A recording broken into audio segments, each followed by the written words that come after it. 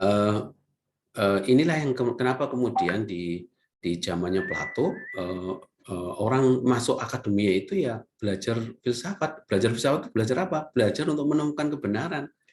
Karena arti filosofia itu kan, tahu arti filosofia? Teman-teman apa ya? Yang ini mengulang kembali, apa arti filosofia? Entah bijaksana ya. Iya, Entah kebijaksanaan. bijaksana, mencintai kebijaksanaan. Kebijaksanaan, kenapa dia bijaksana? Karena dia mengetahui segala sesuatu dengan cara yang jelas. Ya kan? Banyak orang tidak bijaksana karena sesungguhnya kadang dia nggak paham. Ya kan? Pengetahuan, kejelasan akan berbagai informasi, fakta, itu yang membuat dia menemukan kebenaran. Dengan pemahaman yang benar itu, akhirnya dia wise, ada wisdom, ada sikap yang arif ketika melihat bahwa, oh, kenapa orang berbuat jahat? Karena ada sesuatu yang tertutupi, ada sesuatu yang dia tidak paham sebenarnya itu. Maka filsafat itu sebenarnya mencintai kebijaksanaan, tapi kebijaksanaan itu bermula dari kemampuan dia untuk menemukan kebenaran. Kemampuan untuk menemukan kebenaran itulah akhirnya dia punya sikap menjadi orang yang bijaksana itu. Nah, berarti orientasi filsafat sesungguhnya adalah mencari dan menemukan kebenaran, ya kan? Ini orientasinya, mencari dan menemukan kebenaran. Kebenaran dalam ilmu pengetahuan itu harus ditemukan, bukan diwariskan. Apa bedanya antara menemukan dan mewarisi kebenaran? Apa bedanya kira-kira teman-teman sekalian? Saya sambil izin minum ya. Minum kopi. Laki-laki yang tidak suka kopi adalah laki-laki yang belum selesai sebagai laki-laki. Katanya seperti itu. Sama dengan bola. Saya itu mencintai bola. Laki-laki yang tidak mencintai bola adalah laki-laki yang belum selesai berproses menjadi laki-laki. Nah, apa? Tadi saya tanya apa?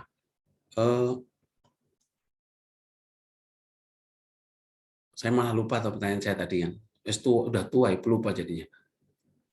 Tadi saya tanya apa tadi? Perbedaan mewariskan sama Apa perbedaan mewariskan dengan menemukan?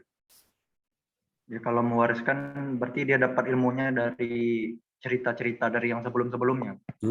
Sementara kalau Menemukan berarti dia emang melakukan penelitian dia sendiri gitu. nah, Real berarti kan secara. kalau mewarisi itu sebagai objek, ya kan? Tapi kalau menemukan itu sebagai subjek.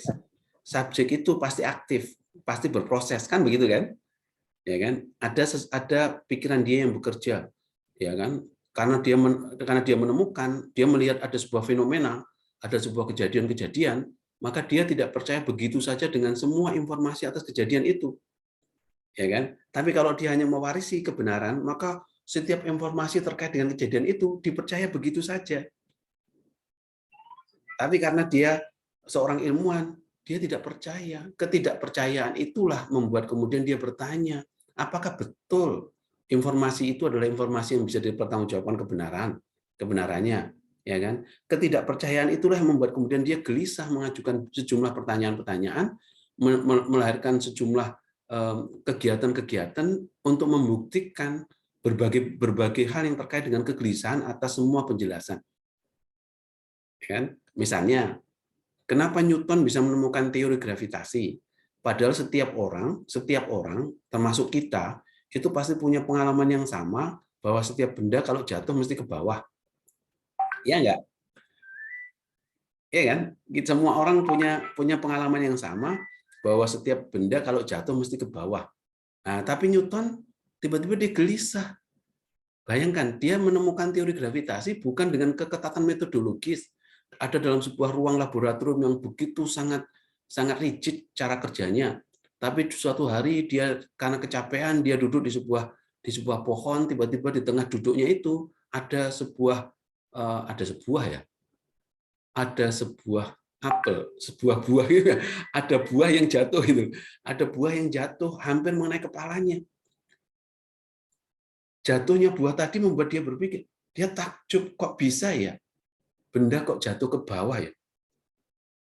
Iya kan? Dia bertanya, dia takjub apa yang membuat benda ini jatuh ke bawah itu. Ketakjuban itu melahirkan sebuah pertanyaan, melahirkan sebuah kegelisahan, melahirkan sebuah keraguan-raguan, melahirkan sebuah pertanyaan, dia ragu-ragu, dia tidak percaya kepada semua informasi. itu jatuh ya karena hukum alam. Tapi kan nggak selesai seperti itu, ya kan? Akhirnya dia kegelisahan itu kemudian dia membuat sejumlah eksperimentasi, sejumlah hipotesa-hipotesa, eksperimentasi, pencarian, akhirnya temu, kemudian dia berasumsi bahwa oh benda itu jatuh ke bawah karena di dalam magnet, di dalam bumi itu ada magnet yang ada daya tarik bumi, ya kan? Sehingga dia menamakan teori gravitasi itu. Artinya apa? Sebuah pengalaman yang biasa, tetapi karena direfleksikan, digelisahkan, membuat pertanyaan-pertanyaan baru, maka pengalaman yang biasa itu menjadi sesuatu yang luar biasa itu. Kan sederhana sekali sebenarnya kan? Banyak dari kita punya pengalaman luar biasa, tapi karena nggak pernah digelisahkan, nggak pernah menghadirkan sejumlah pertanyaan atas pengalaman-pengalaman itu, menghasilkan sejumlah keinginan untuk mencari pembuktian atas semua pengalaman-pengalaman itu, maka pengalaman yang luar biasa itu seringkali menjadi sesuatu yang biasa-biasa saja. Bayangkan, Newton itu pengalamannya biasa, tapi karena dia pikirkan, maka pengalaman yang biasa itu menjadi sesuatu yang luar biasa. Artinya apa? Artinya memang proses berpikir keilmuan itulah yang kemudian orang bisa menemukan kebenaran. Dan proses penemuan itu, dia betul-betul ditemukan secara otentik.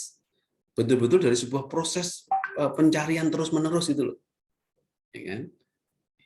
Yang akhirnya dia merasa bahwa oh ini adalah kepastian dari sebuah kebenaran. Gitu. Nah, teman-teman harus yakin, harus punya pemahaman bahwa kenapa kita harus meragukan segala sesuatu. Ini sebenarnya mereview dari mungkin kuliahnya Pak Herza atau kuliahnya Prof. Bagong terkait dengan bagaimana proses berpikir kefilsafatan. Sebelum saya nanti akan ngomong tentang landasan pokok dari penalaran ilmu itu.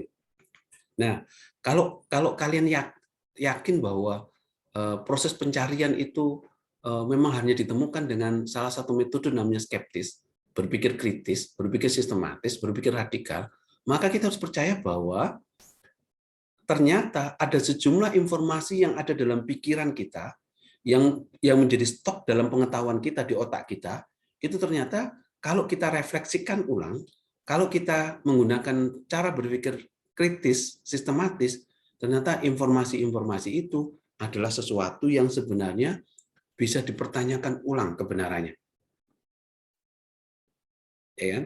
Kalau saya mau tanya sama mungkin Mas Kevin, Mbak Dina, Mas Darmawansyah misalnya, apakah di dalam pengetahuan struktur informasi di dalam otak kita yang punya stok pengetahuan tentang segala sesuatu itu betul-betul otentik berdasarkan temuan kita sendiri?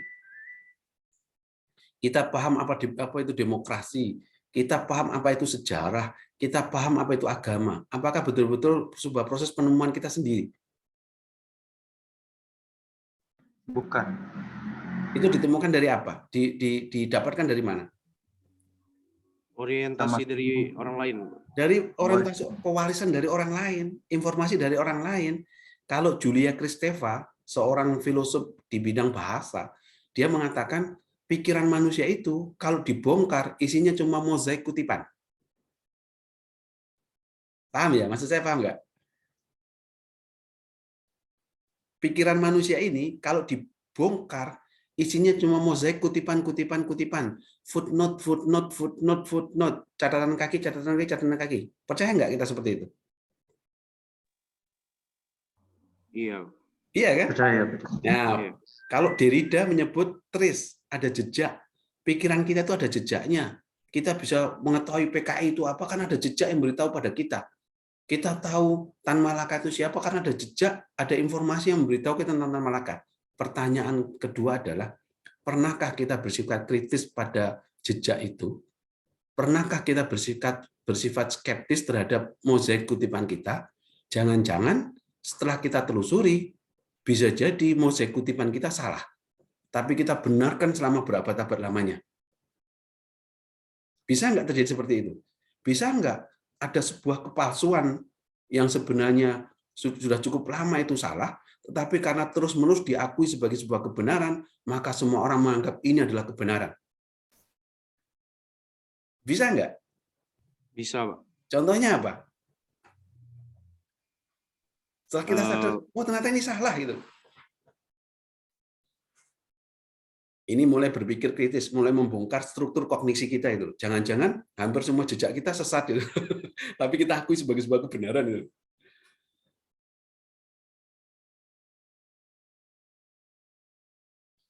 Apa ayo?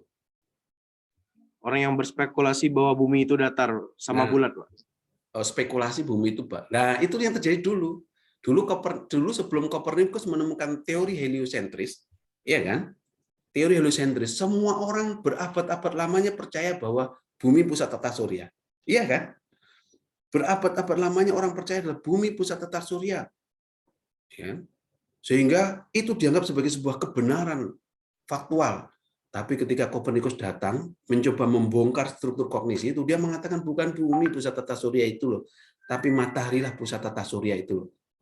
Artinya apa? Informasi awal yang diyakini sebagai sebuah kebenaran, ketika dibongkar ulang, ternyata mengandung kepalsuan.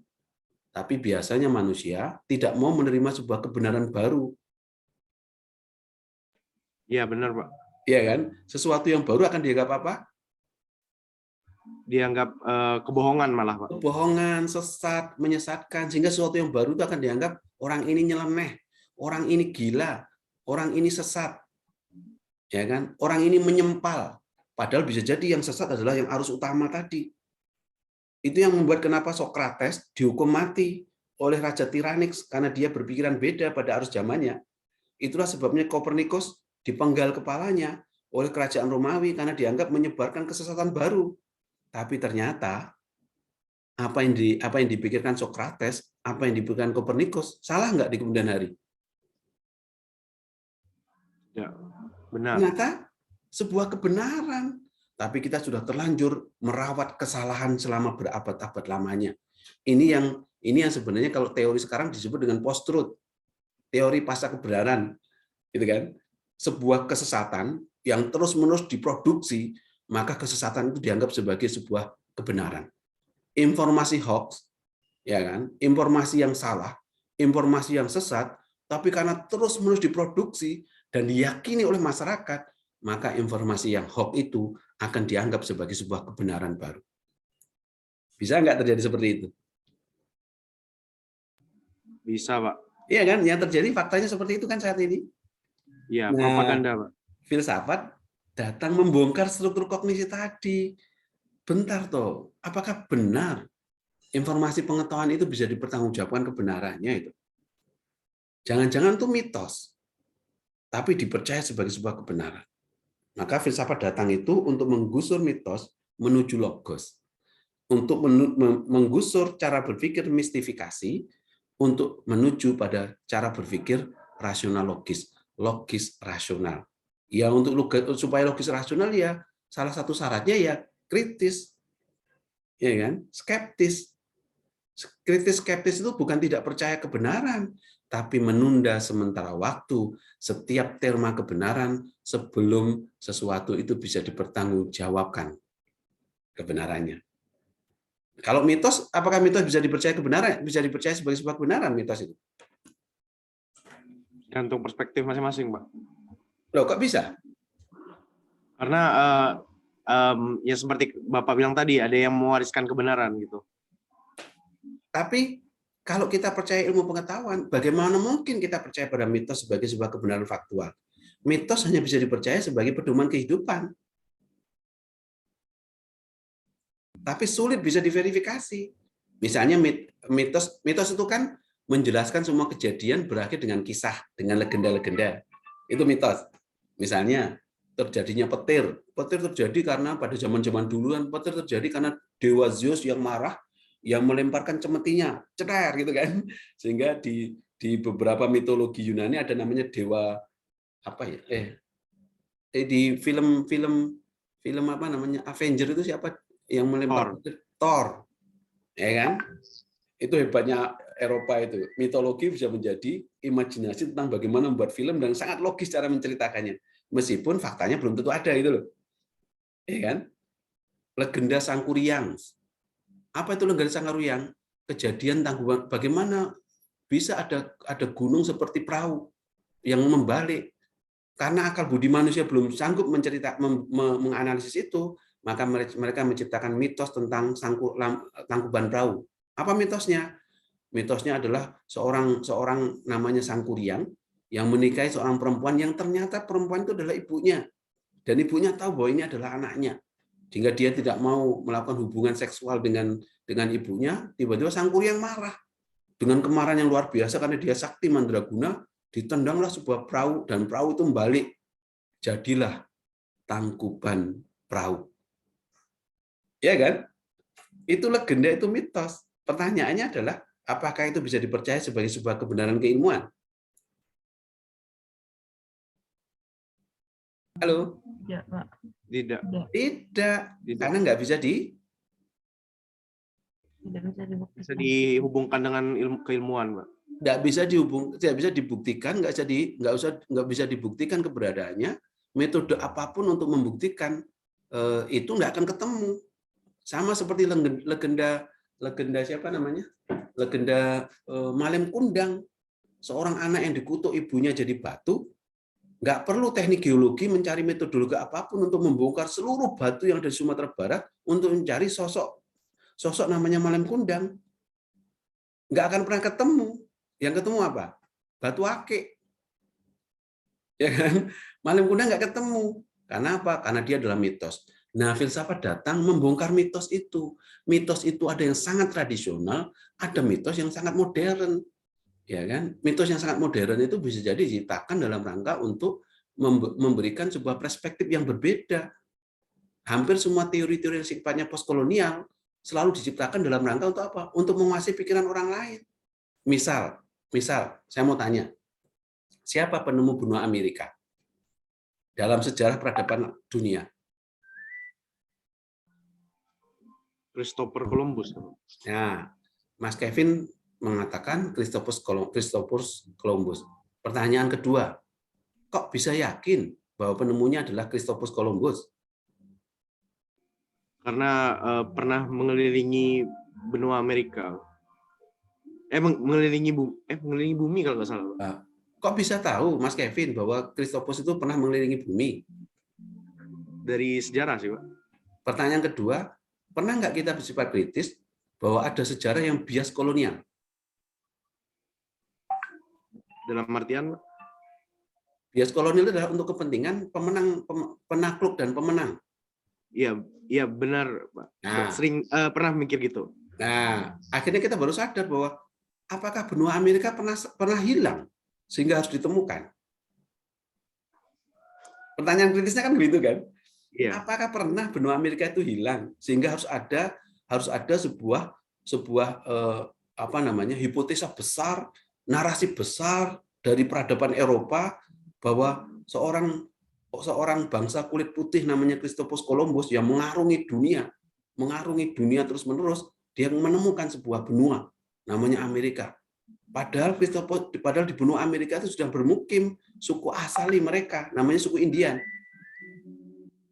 Iya kan? Iya. Kenapa kemudian sejarah peradaban Eropa mengatakan bahwa penemu benua Amerika adalah Christopher Columbus? Kalau kita menggunakan perspektif kolonial, jangan-jangan ada modus ideologis di sana itu. Iya, Pak, propaganda, Pak. Nah, kan itu namanya kritis. Oh iya ya, ternyata memang Amerika itu memang narasinya ditemukan oleh bangsa Eropa, yang bangsa Eropa adalah kulit putih. Maka benua Amerika itu miliknya bangsa kulit putih. Makanya kenapa di sejarah Amerika itu sangat dulu sampai sekarang sangat sering terjadi rasialisme. Ya kan? Coba teman-teman lihat di sejarah Amerika. Kalau lihat film koboi zaman dulu itu, coba lihat. Orang-orang kulit hitam selalu dianggap kelas kedua. Kelas pertama itu bangsa kulit putih. Bangsa kelas kulit hitam itu akan menjadi bangsa budak.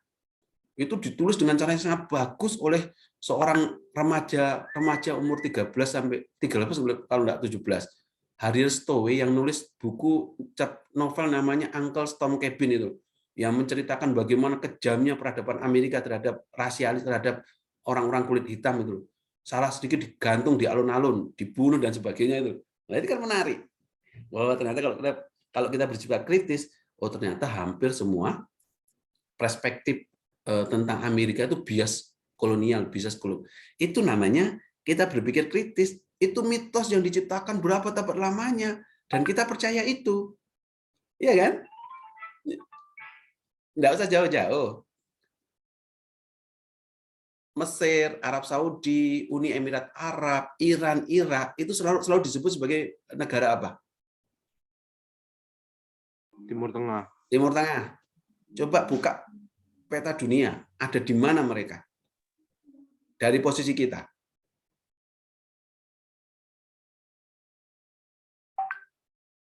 Ayo, coba buka peta dunia, ada di mana mereka? Dari posisi kita. Di barat. Lah ya kenapa kita menyebut Timur Tengah? Karena mengacu di pedomannya di ini, Pak. Di peta dunia. Lah ya, siapa yang membuat pedoman bahwa mereka Timur Tengah dan kita Timur Jauh misalnya?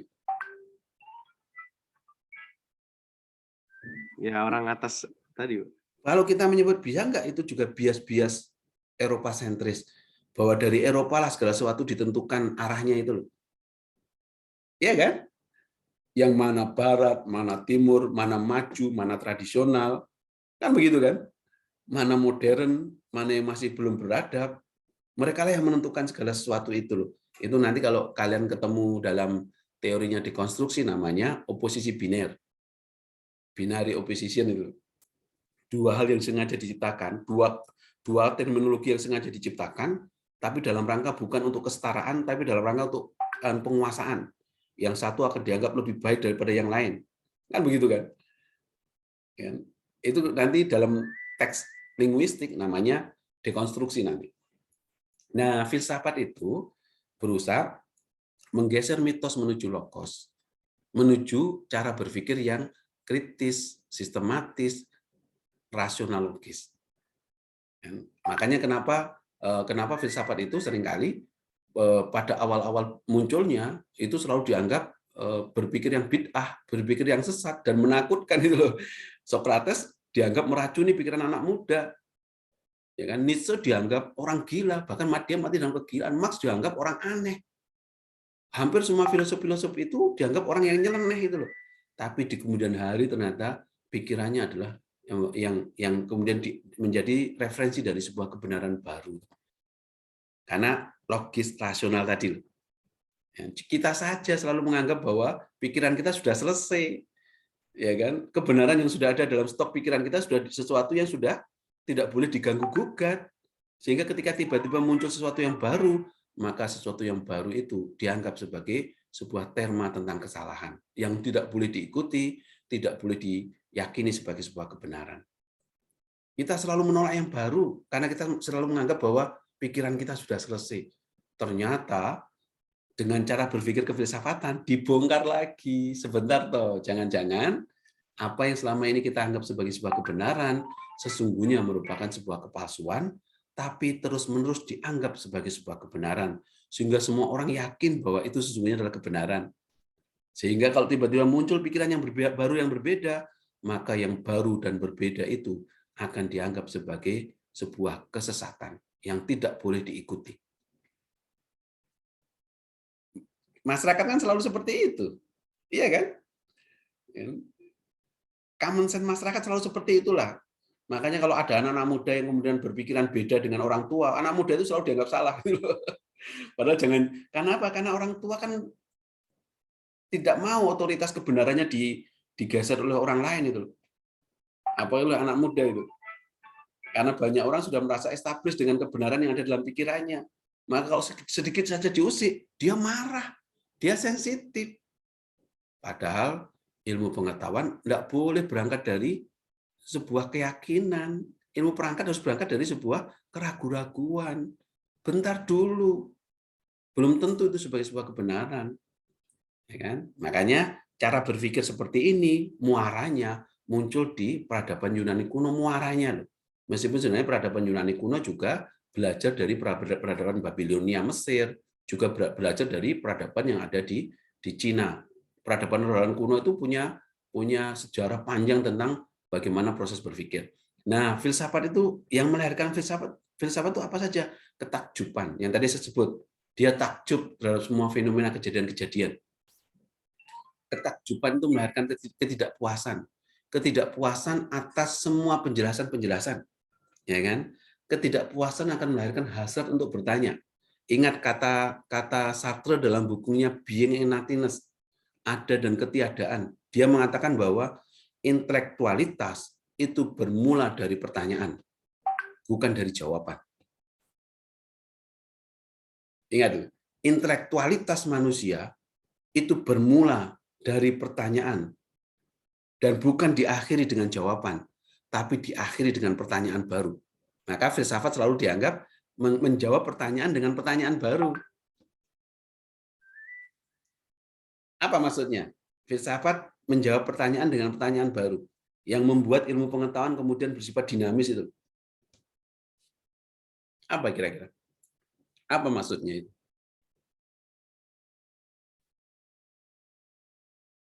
Halo, Mbak Nurul, Mbak Dela, Mbak Naswa. Filsafat itu hasrat untuk bertanya, seni bertanya. Bertanya yang sungguh-sungguh bertanya. Hampir semua ilmu pengetahuan berangkat dari pertanyaan kefilsafatan itu. Ya kan? Pertanyaan para filosof itu yang membuat kemudian semua ilmuwan mencoba mencari pembuktian atas pertanyaan itu. Ketika dia menemukan jawaban atas pertanyaan itu, maka muncullah pertanyaan-pertanyaan baru. Iya kan? Benar nggak seperti itu? Halo? Iya, benar, Pak. Itu yang membuat kenapa ilmu pengetahuan selalu berkembang dinamis. Pertanyaan orang tentang sebuah penyakit, jawaban kedokteran untuk menjawab penyakit itu akan melahirkan sebuah pertanyaan baru yang tiba-tiba muncul di kemudian hari. Itu namanya implikatif. Ini yang membuat ilmu pengetahuan nggak pernah selesai. Ilmu pengetahuan selalu bersifat dinamis. Dinamika ilmu pengetahuan itu berangkat dari cara berpikir kefilsafatan untuk selalu terus-menerus bertanya tentang segala sesuatu. Maka saya sepakat dengan Sartre tadi loh. Intelektualitas itu diawali dari sebuah pertanyaan.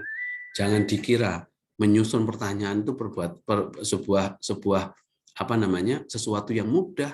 Menyusun pertanyaan membutuhkan sebuah proses yang sangat panjang. Makanya kalau kalian membuat proposal penelitian, sebelum sampai ke rumusan masalah, kalian harus membuat apa dulu?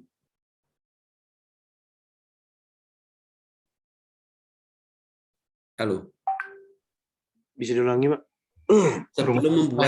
Sebelum membuat rumusan masalah, pasti kalian harus membuat apa dulu sebelum kita sampai pada sebuah pertanyaan sesungguhnya itu. Membuat apa dulu? Sebelum sampai rumusan masalah. Di proposal penelitian kan ada sistematika kan? Apa dulu. Setelah rumusan masalah ada tujuan dan manfaat penelitian, ada metode, ada tinjauan pustaka, ada landasan teori, ada metode penelitian, ada sistematika penyajian. Sebelum menentukan sebuah rumusan masalah, hasrat bertanya itu kan pasti ada sesuatu yang menyebabkan kan? Ada sesuatu yang sebenarnya mau dipersoalkan kan? Itu namanya apa? Pertanyaan. Sebelum pertanyaan. Namanya apa? Kerangka pikir. Halo, apa? Kerangka pikir. Kerangka berpikir nanti masuk di tinjauan pustaka. Kerangka pemikiran. Apa? Sebelum rumusan masalah di bab awal itu biasanya apa namanya? Latar belakang masalah. Makanya jangan dikira menyusun pertanyaan itu sekedar membuat pertanyaan yang tidak diawali dari sebuah statement. Kan? Maka seorang intelektual, seorang ilmuwan kan nggak mungkin tiba-tiba bertanya. Ada sebuah state of the art, misalnya. Kenapa kemudian masalah ini muncul? Apa yang sebenarnya inti masalah itu? Baru kemudian membuat rumusan masalah. Rumusan masalah selalu mengatakan berdasarkan latar belakang masalah di atas, kan begitu kan? Berdasarkan latar belakang masalah di atas, maka sejumlah pertanyaan diajukan dalam penelitian ini. 1, 2, 3. Bahkan pertanyaan penelitian keilmuan pun tidak sekedar bertanya. Kalau bertanyanya adalah apa yang disebut demokrasi di Indonesia, itu bukan pertanyaan kepenelitian. Ya kan? Karena jawabannya sudah ada di dalam penjelasan pada konsep-konsep buku. Tapi yang lain tidak. Sedap, saya ada tamu sedap.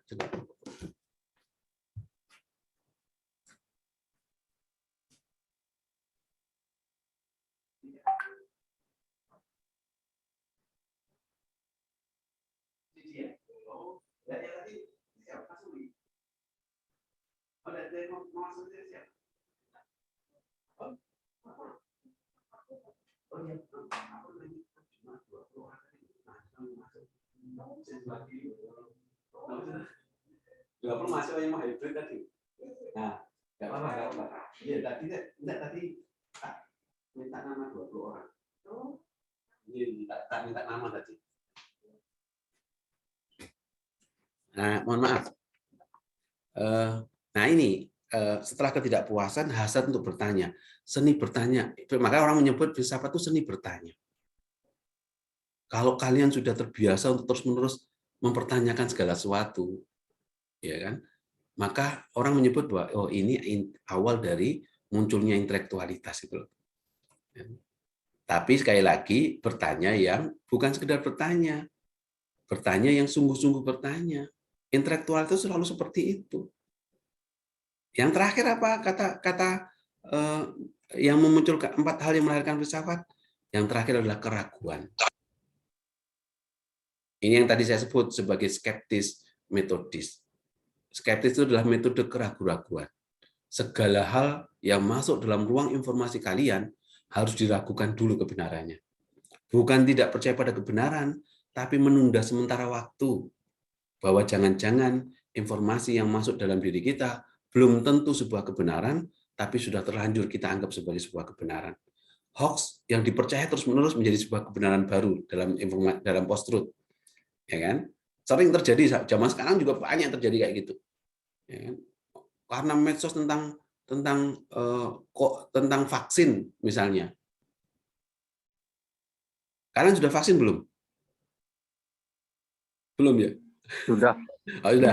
Coba ada beberapa masyarakat yang menganggap vaksin itu adalah virus itu adalah konspirasi, sehingga vaksinnya juga konspirasi, kepentingan ekonomi dan sebagainya, kan begitu kan? Sampai sekarang masih banyak terjadi seperti itu kan? Iya, Pak. Virus itu konspirasi. Kok bisa sampai gitu? Jelas ada yang mati, yang setiap hari tetangga saya meninggal dan sebagainya karena virus corona itu. Nah, harusnya kalau ngomong biarkan tim medis yang bicara tentang itu, kan nggak mungkin para dokter kemudian terlibat dalam kejahatan yang luar biasa untuk membuat konspirasi itu kan. Tiba-tiba karena percaya itu konspirasi, ketika mau divaksin, vaksin itu konspirasi, itu nanti akan membuat itu sengaja diciptakan dalam rangka untuk mematikan sel sarafnya orang-orang tertentu di Indonesia itu. Orang bahkan yang rasis lagi untuk mematikan orang-orang dari kalangan muslim. Kok sampai segitu simpulannya itu loh. Sel sarafnya dimatikan yang berapa tahun lagi akan. Nah, karena dipercaya terus-menerus akibatnya apa?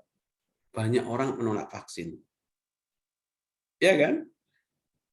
Mereka nggak bisa membedakan antara keyakinan dengan ilmu pengetahuan itu. Coronavirus itu ilmu pengetahuan. Kenapa ilmu pengetahuan? Karena empiris, dialami oleh manusia. Sesuatu yang dialami oleh manusia itu pasti empiris. Sesuatu yang empiris itu pasti ilmu pengetahuan yang harus menjelaskan. Kalau yang sifatnya non-empiris, bukan ilmu pengetahuan yang menjelaskan. Apa yang menjelaskan? Keyakinan. Keyakinan namanya agama. Orang hidup sesudah mati misalnya. Nggak ada teori ilmu pengetahuan apapun yang bisa membuktikan bagaimana orang yang sudah mati kok hidup kembali di alam barzah itu. Ada teori ilmu pengetahuan yang bisa membuktikan itu?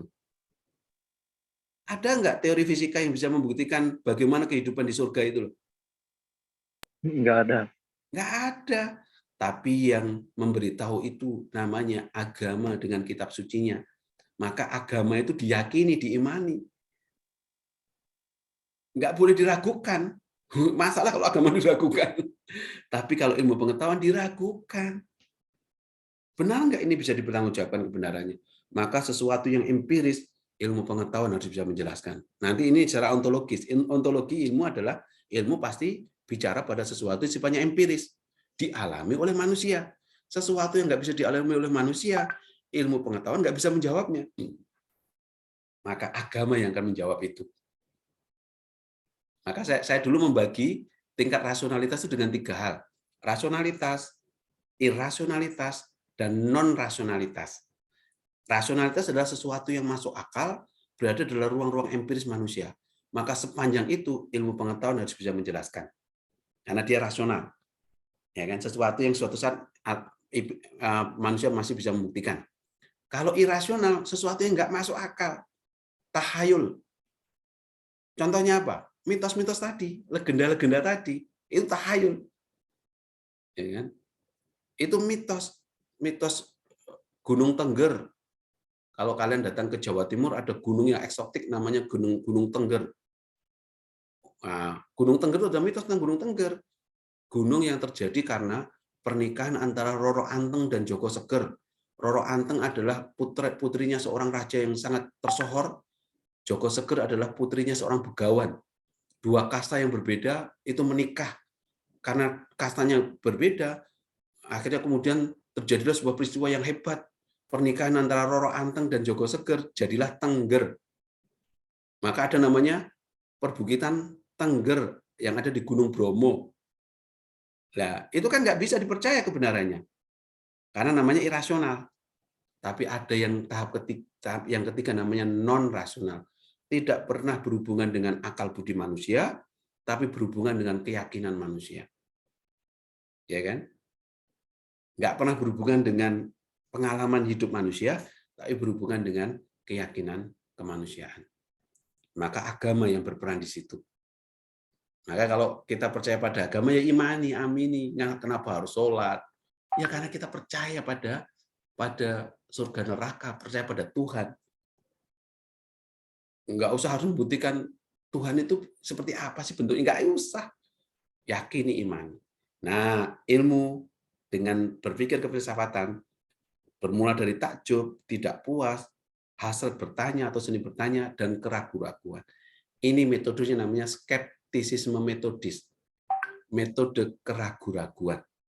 Ragu-ragu dulu untuk sampai pada kepastian. Jangan pasti dulu baru kemudian ragu-ragu. Ragu-ragu dulu. Kalau kalian ragu-ragu, maka proses menemukan kebenarannya bisa berjalan, ya kan? Nah, itu yang terjadi. Kemudian sampai di sini ada yang mau komentar, teman-teman? Mas Kevin, Mas Darmawansyah, Mbak Nurul, ada yang mau komentar? Monggo. Kalau tidak ada, saya lanjutkan supaya nanti sampai pada landasan prinsip ilmu pengetahuan. Pengertian filsafat sudah disampaikan ya sama Pak Hersa sama Prof. Bagong ya. Yang ini mungkin apa yang disampaikan bisa jadi berbeda tapi intinya sama. Karena setiap kalian baca buku tentang filsafat, mesti akan memberikan pengertian yang beda satu sama lain. Ya kan? Tetapi intinya sama. Ya kan? Filsafat itu mempertanyakan kembali realitas dengan pemikiran dan pertimbangan yang alasannya logis dan masuk akal. Sepanjang itu, makanya berpikir kefilsafatan itu hanya mengandung 2 prinsip.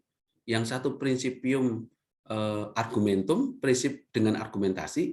Yang kedua adalah principium sufficient reason, prinsip berpikir cukup alasan. Sehingga kalau kita menyetujui atau menolak atau menyetujui sebuah pemikiran, maka harus ada argumentasinya. Argumentasinya harus sesuatu yang bisa dipertanggungjawabkan kebenarannya, bukan argumentasi kesombongan dan sebagainya. Nah, filsafat itu merupakan refleksi logis rasional atas segala sesuatu itu. Sokrates merefleksikan kejadian-kejadian.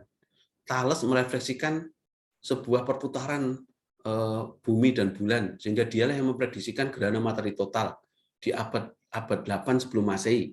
Ketika ilmu astronomi belum secanggih sekarang, ada seorang filosof yang sudah bisa memprediksikan namanya gerhana matahari total. Itu terjadi pada kapan? 18 Februari 683 sebelum Masehi, pada saat perang kuda Troya. Ya kan? Maka satu-satunya kejadian gerhana matahari total yang bisa diselidiki adalah saat itu. Perang yang berhenti, yang namanya mitos kuda Troya. Perang antar suku bangsa yang ada di Yunani kuno yang kemudian berhenti total gara-gara ada gerhana matahari total itu. Yang tiba-tiba semua orang yang sedang berperang itu meyakini bahwa oh ini kutukan dewa. Dewa marah kalau kita konflik dan perang terus-menerus, maka harus ada perjanjian kerjasama itu. Sehingga mitos kuda Troya itu kemudian berhenti sebuah perang itu gara-gara mitos tentang gerhana matahari total. Nah, Thales itu memprediksikan itu, tapi pada zaman itu orang nggak percaya dengan cara berpikirnya Thales, sehingga Thales dianggap tukang sihir, ya kan? Tukang sihir yang berbahaya, harus dikucilkan.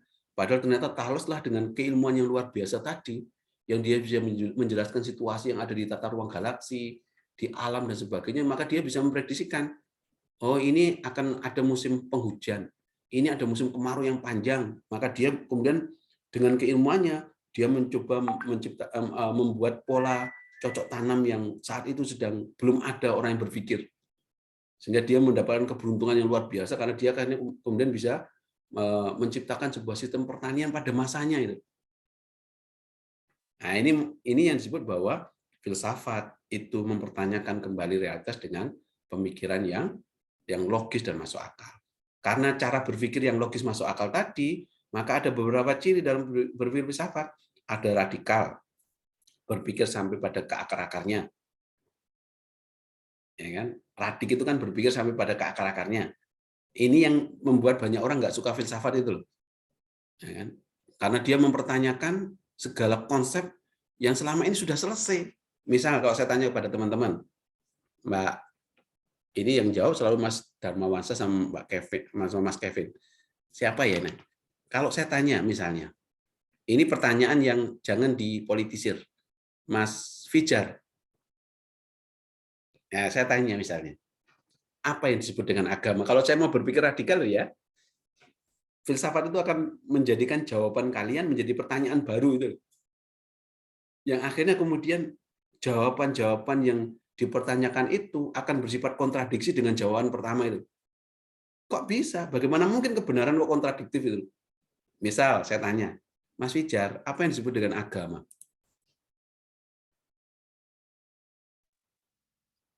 Agama menurut saya suatu ajaran untuk kebaikan. Ajaran untuk kebaikan. Berarti setiap hal yang mengandung ajaran kebaikan itu agama. Kan begitu kan? Logikanya kan begitu ya? Iya kan?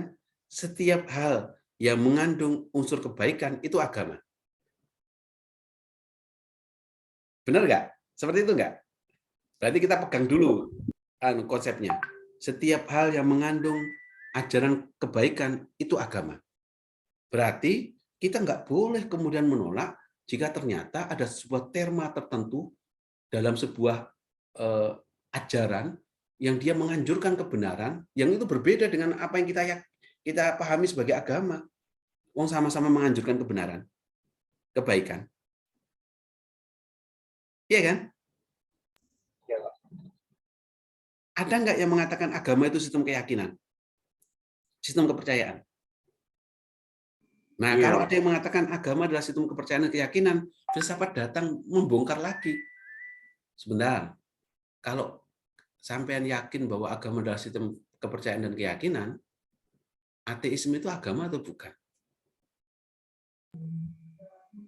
Ateisme ya, Pak?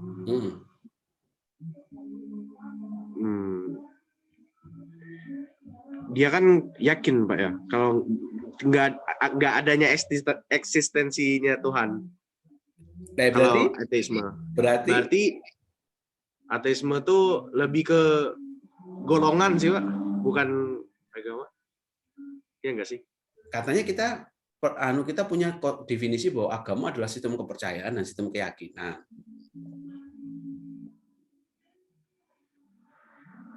Ateisme itu artinya apa? Tidak percaya akan adanya Tuhan, Pak. Itu karena teknologi kita bersifat negatif pada dia, sehingga pernyataan awal adalah tidak percaya. Bagaimana kalau dia mengatakan bahwa saya itu percaya bahwa Tuhan tidak ada?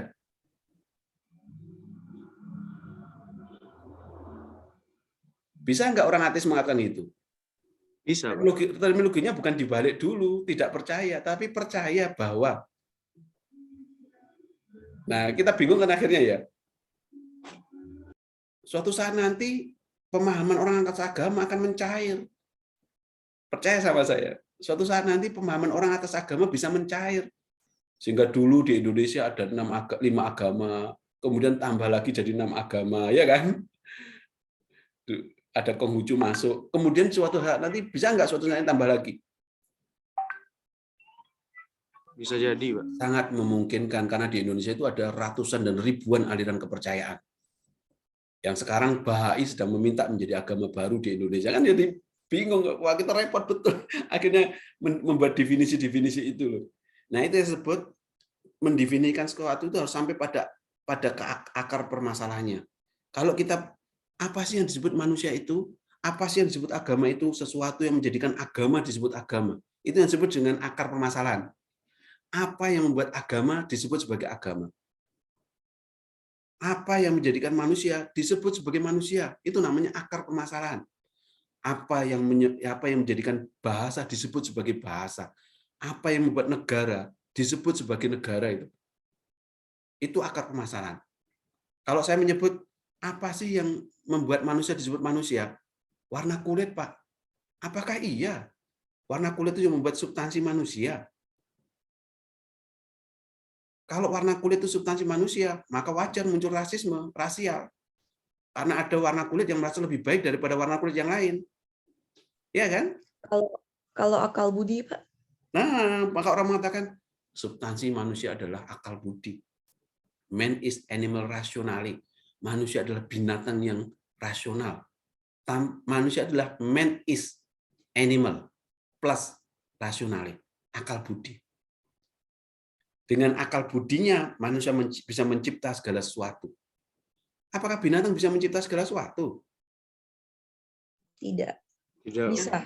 Nggak bisa. Manusia yang bisa mencipta segala sesuatu karena dia punya akal budi itu. Kalau misalnya kayak hewan yang nyiptain sarang sendiri kayak gitu, Pak. Itu instingtual. Dan ciptaan sarang itu dari dulu sampai sekarang permanen. Nggak berubah. Seekor lebah nggak mungkin mengimajinasikan membuat gedung. Iya kan? Manusia dengan hewan sama-sama punya hasrat seksual. Ya enggak? Hewan punya hasrat seksual enggak? Punya, Pak. Punya. Tetapi binatang tidak akan mungkin bisa mengembangkan hasrat seksual yang mungkin itu nafsu hawaniyah menjadi sesuatu yang sakral, sehingga dia bisa menciptakan sebuah pranata sosial namanya lembaga keluarga, lembaga pernikahan. Ada binatang yang bisa menciptakan pranata sosial namanya lembaga pernikahan. Nggak ada, Pak. Nanti kobil tu nikah antara wazau juga sih nikah antara harimau siapa, kan aneh nanti. Manusia yang kemudian seksual itu naluri hawaniyah, tapi dia menjadi sakral karena disucikan oleh sebuah lembaga pernikahan itu. Itu namanya pranata sosial. Binatang punya pengetahuan nggak? Punya, Pak.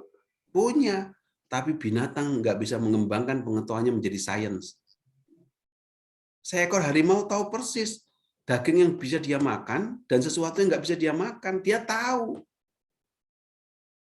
Tapi apakah harimau pernah berpikir bagaimana membuat daging itu menjadi sesuatu yang lezat dan mengasihkan, sehingga jadi iga bakar misalnya, jadi steak misalnya, jadi apa lagi? Jadi sate, jadi rendang. Apa namanya? Rendang. Jadi rendang. Nggak bisa. Manusia primitif dulu ketika dia butuh makan, ya apapun yang disediakan di alam dimakan begitu saja. Tapi akal budi manusia yang membuat mereka mencipta sesuatu menjadi lebih baru. Ya kan? Dari berburu, dimakan begitu saja, kok nggak ada rasanya, hambar, ketemu dengan garam di laut, dicampur, kok enak ketika dimasak, itu kan? Akhirnya manusia itu menjadi lebih baik peradabannya. Dari yang sederhana, berburu tidak manusiawi, beternak kemudian mereka. Iya kan? Itu namanya peradaban. Kenapa? Karena manusia punya akal budi yang rasional. Maka manusia itu secara eksistensialis tidak sekedar ada, tidak sekedar hidup, tapi dia sadar untuk apa dia ada, untuk apa dia hidup. Kalau binatang, dia ada dan dia hidup. sekedar ada, sekedar hidup. Sebuah benda ini sekedar ada. Seekor binatang sekedar hidup. Tapi manusia tidak sekedar ada, tidak sekedar hidup. Dia sadar untuk apa dia ada, dia sadar untuk apa dia hidup. Ini yang disebut dengan manusia itu bereksistensi dalam keberadaan dan kehidupannya. Maka manusia bisa mencipta sesuatu. Ini yang disebut sebagai homo faber. Manusia yang meneruskan dan menciptakan sesuatu tadi. Manusia itu berbagi ciptaan dengan Tuhan. Tuhan menciptakan kayu, manusia menciptakan kursi dari kayu itu. Tuhan menciptakan energi listrik, manusia menciptakan bola lampu listrik, menciptakan kabel. Itu namanya proses berbagi. Saya nggak bisa bayangkan jika manusia juga punya kemampuan, jika binatang punya kemampuan mencipta. Nggak bisa bayangkan nanti. Binatang bisa menciptakan iga bakar, maka dagingnya adalah kita. Wah, spesialis iga bakar manusia kan gitu kan tulisannya kan begitu kan. Ada warung spesialis iga bakar manusia, rendang manusia gitu ya. Nggak bisa kayak gitu. Nah, manusia saya sepakat dengan Vintani. Manusia itu yang membuat dia menjadi manusia adalah akal budi. Budi yang menggerakkan daya sehingga menciptakan kebudayaan. Ini yang disebut dengan berpikir sampai ke akarnya, sampai ke permasalahannya. Nanti kalau sudah sampai ke apa yang disebut sastra bahasa nantilah itu kemudian. Kemudian yang kedua adalah berpikir filsafat adalah metode sistematis, runtut, sesuai dengan alur logika, A sama dengan B, B sama dengan C, maka simpulannya adalah apa? A sama dengan B, B sama dengan C, maka simpulannya A sama dengan C. A sama dengan C, itu logika berpikir. Ya kan? Semua manusia akan mati. Sokrates manusia, maka Mati. Sokrates akan mati. Nah, cara berpikir runtut itu pasti dimiliki oleh yang terakhir adalah universal, berpikir yang menyeluruh, tidak terbatas pada bagian-bagiannya, tapi seluruh aspek dia dipikirkan. Filsafat itu holistik. Filsafat itu bedanya dengan ilmu khusus adalah jika ilmu khusus itu hanya bicara tentang bagian-bagian tertentu, misalnya manusia, filsafat akan bertanya apa itu manusia. Tapi kalau psikologi hanya mereduksi manusia dalam konteks apanya? Ilmu psikologi. Perasaan. Kepribadiannya. Kalau sosiologi bicara pada konteks manusia dalam aspek apanya? Sosial. Sistem sosial, strata sosial. Antropologi, Kemanusiaan itu sendiri. aspek kebudayaan. Kedokteran, aspek medis. Pertanyaannya, lalu siapa yang bicara tentang siapa itu manusia? Filsafat. Makanya filsafat kemudian ada pada disiplin ilmu-ilmu itu. Di psikologi ada filsafat manusia, di antropologi juga ada filsafat manusia, ada filsafat kebudayaan, ya kan? Harusnya di sastra itu ada di sastra ini ada filsafat bahasa atau filsafat sastra. Seperti itu. Karena saya tadi menyebut semua disiplin ilmu tidak mungkin tidak membutuhkan filsafat. Ya kan? Gelar tertinggi dunia akademik apa ayo? Ayo apa teman-teman? Gelar tertinggi dunia akademik apa? Doktor. Doktor di Indonesia. Di Eropa namanya PhD. Bayangkan, kuliahnya sastra, politik, ekonomi. Tapi ketika S3 kok gelarnya sama? Kalau S1 kan beda-beda gelarnya. Iya kan? Tergantung dari prodinya. Tapi kenapa kalau S3 gelarnya sama semua? Kalau di Eropa namanya PhD. Singkatannya PhD itu apa? Halo. Ini nanti materi ini saya kirim ke teman-teman salah satu dari kalian, nanti coba WhatsApp saya ya. Nanti saya berikan nomor HP saya supaya nanti saya berikan materi ini ke teman-teman sekalian. Apa singkatan dari PhD? Doktor of Filosofi. Doktor of Philosophy. Doktor filsafat. Kok bisa? Padahal kuliahnya sastra, kuliahnya politik, kuliahnya ekonomi. Kok gelarnya doktor filsafat? Itu karena udah seluruhnya gitu ya. Ya, siapa yang tadi yang jawab? Siapa kok nggak kelihatan? Saya Darmawan. Darmawan. Kenapa bisa Karena kemudian? ilmu Ya. yang dipelajari bukan terbagi hanya disiplin ilmu satu, itu aja. Dokter tuh sudah sangat luar biasa cara berpikirnya. Dia sudah mendalam. Temuannya menjadi sesuatu yang universal. Maka seorang dokter filsafat itu, meskipun dia spesifik pada bidang, kompeten di bidangnya, tapi cara berpikirnya sudah tidak parsial lagi. Maka dia dokter bidang filsafat.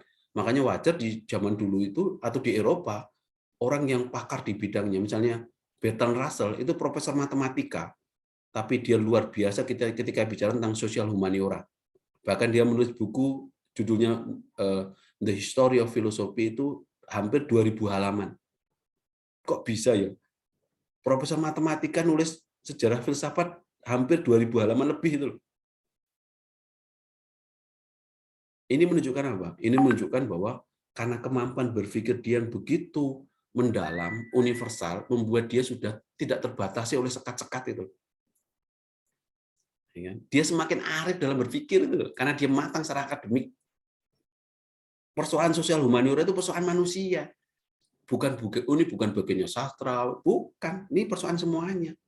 Makanya banyak filosof itu meskipun pakar di bidangnya masing-masing, itu mesti punya selera berkesenian, mencintai sastra dan sebagainya. Kalian lihat di Harvard itu semester 1, 2, 3, 4 itu wajib baca sastra. Kalau di kita itu kan yang wajib baca sastra hanya siapa? Hanya orang yang kuliah di Jurusan sastra. jurusan sastra. Di tempat lain enggak. Sastra menjadi mata kuliah penting. Proses membaca yang penting untuk baca novel-novel bermutu. Supaya apa? Supaya jiwa dia sebagai manusia itu dibentuk. Suatu saat kalau dia jadi intelektual, maka dia intelektual yang punya orientasi pada selera berkesenian. Orang yang punya selera berkesenian itu nggak mungkin rasis cara berpikirnya. Nggak mungkin punya narasi kekerasan. Nggak mungkin punya narasi kebencian. Karena dia sudah punya kosakata yang melimpah ruah dari kekayaan karya sastra itu loh. Maka benar kata Sino Gumira Adjidharma, ketika politik tidak bisa menjawab masalah, ketika ekonomi justru memporak-porandakan keadaan dunia, maka sastralah yang harus memberikan solusi atas semua itu. Sastralah yang harus menjawabnya itu. Nah, kan menarik terminologi ini loh. Maka saya selalu yakin orang yang mencintai sastra itu pasti nggak mencintai kekerasan itu. Pasti orangnya sangat manusiawi itu. Ya karena dia sudah berpikir yang luar biasa komprehensif. Nah, ini harus dilihat. Maka gelar tertinggi adalah PhD karena kemampuan berpikirnya yang berbeda. Maka filsafat menjadi penting karena dia akan memberikan bekal pada kemampuan berpikir setiap ilmuwan. Kemampuan berpikir ini menjadi tools, menjadi alat paling fundamental dalam semua proses-proses keilmuan itu. Dan maju mundurnya sebuah peradaban tidak lain tidak bukan juga terbentuk dari kemampuan berpikir itu, ya kan? Perubahan hanya bisa terjadi jika terjadi perubahan dalam cara berpikir kita. Jika tidak pernah terjadi perubahan dalam cara berpikir kita, nggak mungkin akan ada perubahan di masa depan. Yunani kuno berubah karena ada perubahan berpikir dari mitos menuju logos. Muncullah sebuah abad baru namanya zaman pertengahan. Akal budi manusia kemudian ditutup kembali oleh teologia, oleh dogma-dogma agama. Setiap muncul sesuatu yang baru berbeda dengan agama dipersekusi, dihukum mati. Maka sering disebut sebagai abad pertengahan. Atau sering disebut sebagai zaman kegelapan. Atau dalam bahasa Inggrisnya sering disebut sebagai apa itu? Abad pertengahan sering disebut sebagai abad apa? Zaman kegelapan itu loh. Dark Age. The Dark Age. Ya kan? Apa yang gelap? Akal budi manusia yang pernah muncul di Yunani kuno, yang mengubah cara berpikir manusia, dimatikan oleh zaman-zaman teologi. Dan 14 abad. Muncullah kemudian di abad 14, zaman disebut dengan Renaissance. Abad kelahiran kembali. Artinya apa? Ada sesuatu yang pernah hidup, dimatikan, muncul kembali kan? Dimunculkan kembali. Abad Renaissance. Abad yang kemudian saya sebut sebagai inilah abad yang minat dzulumati ilan nur, dari zaman kegelapan menuju zaman terang benderang itu, karena akal budi manusia kembali dihidupkan. abad Renaissance, kemudian semakin lebih kuat lagi dengan munculnya abad baru namanya abad Aufklärung, zaman pencerahan. Semua itu berubah karena apa? Pola pikir. Karena pola pikir. Ya kan? Makanya benar kata René Descartes, cogito ergo sum, aku berpikir maka aku ada. Kan begitu kan? Res cogitan, keraguan-raguan yang membuat kita berpikir. Justru karena kita berpikir, maka kita ada itu. Muncullah Immanuel Kant, Safari Audi, beranilah berpikir dengan menggunakan pemikiranmu sendiri. Artinya bahwa semua proses perubahan di dunia ini sesungguhnya diawali dari perubahan dari cara berpikir kita, dari mindset kita itu. Mitos menuju logos, yang oleh Auguste Comte suatu saat nanti menciptakan sebuah aliran baru namanya positivisme, yang dia membagi 3 fase sejarah umat manusia. Zaman mitos, zaman ontologis, teologis, yang terakhir adalah zamannya ilmu pengetahuan. Yang dia mengatakan suatu saat nanti aku akan mengkhotbahkan sebuah agama baru di sebuah gereja Notre Dame, yang agama baru itu akan menggeser mitos, akan menggeser teologis ontologis, dan agama baru itu yang saya sebut sebagai agamanya ilmu pengetahuan. Itu Auguste Comte. Sehingga dia mengatakan abad itulah semua peradaban dunia harus diletakkan dengan dasar ilmu pengetahuan. Menatap masa depan harus dengan berbasis sains. Dalam keadaan tertentu saya sepakat dengan basis sains itu, meskipun saya nggak sepakat dengan terminologi dia menggeser agama itu. Karena orang nggak mungkin lepas dari naluri dasar. Tetapi dalam konteks bahwa sainslah yang akan mengembangkan dunia, saya percaya itu. Ya kan? Saya percaya dengan kerja ilmu pengetahuan. Kenapa kita percaya dengan kerja ilmu pengetahuan?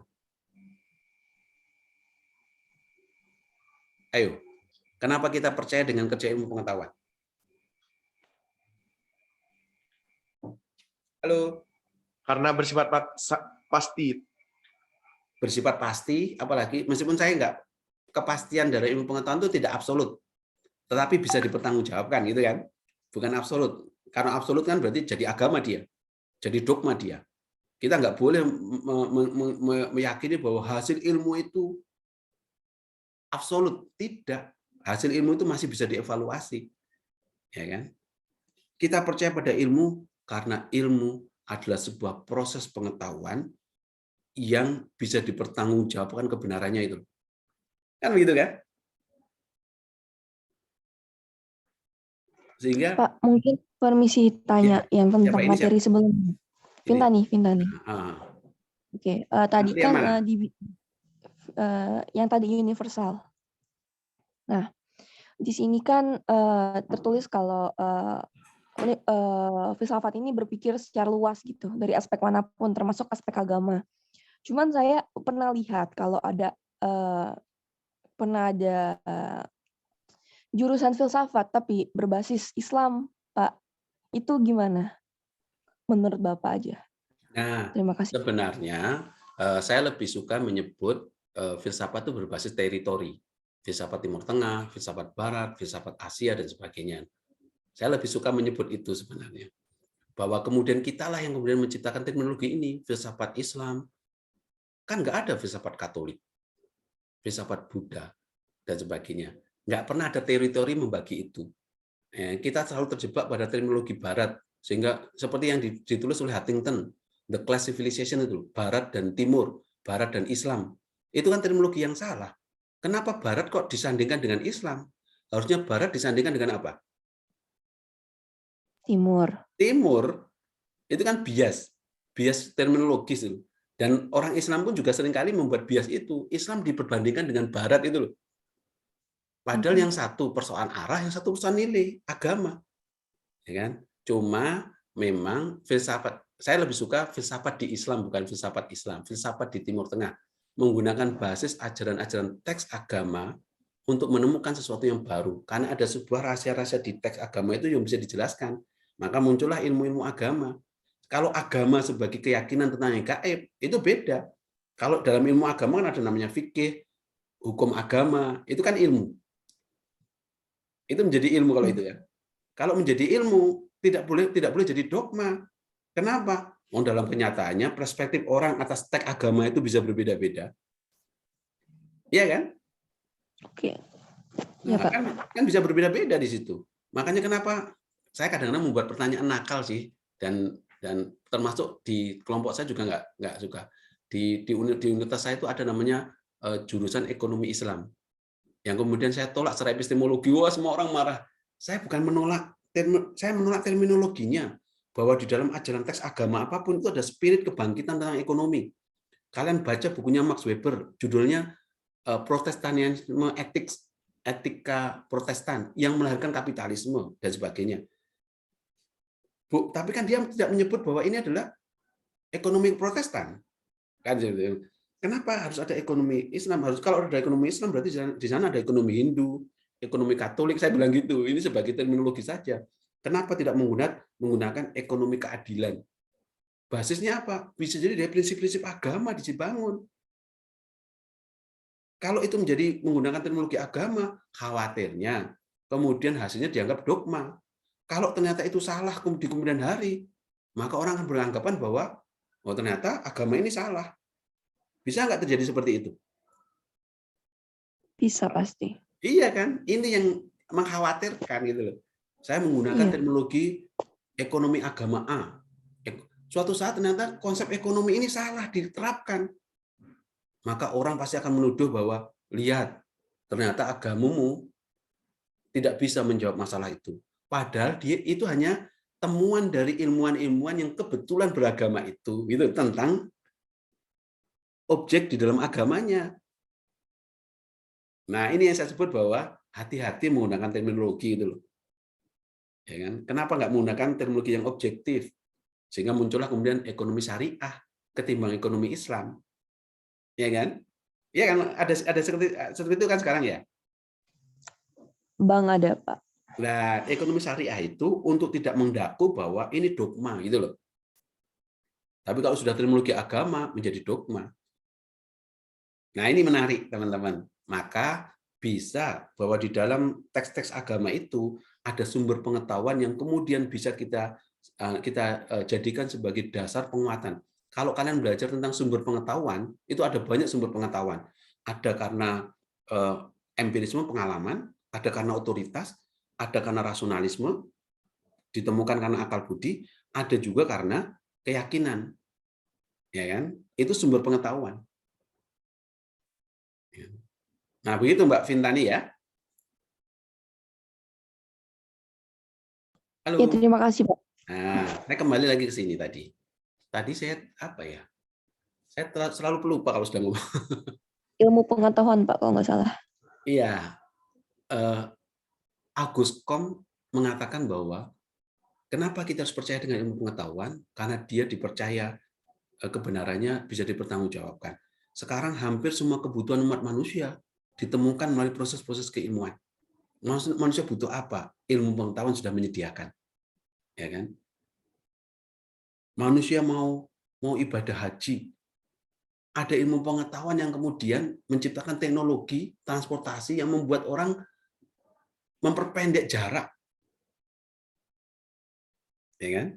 Apalagi ada nggak sesuatu yang empiris yang tidak bisa dijawab oleh ilmu pengetahuan? Ada nggak kira-kira? Halo. Ini kalau saya percaya pada kalimatnya Auguste Comte tadi loh. Maka Auguste Comte maka bisa jadi suatu saat nanti mungkin Auguste Comte akan mengatakan begini, dengan ilmu pengetahuan kita bisa merancang masa depan. Masa depan itu by design, bukan by accident. Masa depan itu harus dirancang dengan ilmu pengetahuan. Bukan muncul karena fortuna. Fortuna itu keberuntungan. Dewi Fortuna itu dewi keberuntungan. Kalau pakai Fortuner nggak apa-apa itu. Tapi kalau Fortuna kan nggak. Masa depan itu by design. Berarti sebuah peradaban itu kalau dengan ilmu kita bisa mendesain 5 tahun yang akan datang, bagaimana konsep ekonomi kita, 10 tahun yang akan datang seperti apa. Itu namanya by design. Ya kan? Dengan apa kita mendesain itu? Dengan kemampuan berpikir keilmuan tadi. Di Eropa itu sudah betul-betul mengatakan semua peradabannya memang dibangun atas dasar ilmu pengetahuan. Bahkan main bola saja mereka pakai ilmu. Iya enggak? Sepak bola di Eropa itu pakai sains enggak? Oke, Pak. Didesain pakai sains kan? Ada sekolahnya kan? Iya, ada sekolahnya, Pak. Sekolahnya kan mengajarkan betul supaya seorang pemain namanya Lionel Messi itu bisa bertahan selama 90 menit. Dia bisa bertahan, napasnya bisa kuat, bisa lari ke sana kemari selama 90 menit. Maka ada banyak hal yang harus dikerjakan dahulu. Tidak hanya pada latihan untuk berlari, tapi asupan gizinya. Kan begitu kan? Makanannya pun diatur begitu rupa.